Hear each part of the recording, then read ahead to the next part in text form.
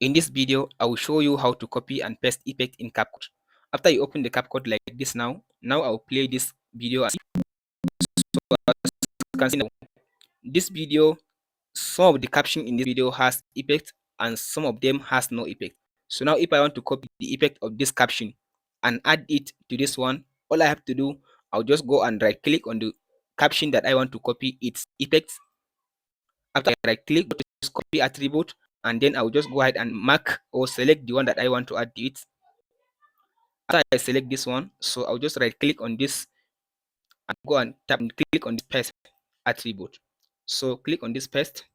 So from there, the effect of this caption, it will be added to this caption as well. So now let's play and see. So as you can see now the effect has been added to the rest of the caption, and that's it, guys.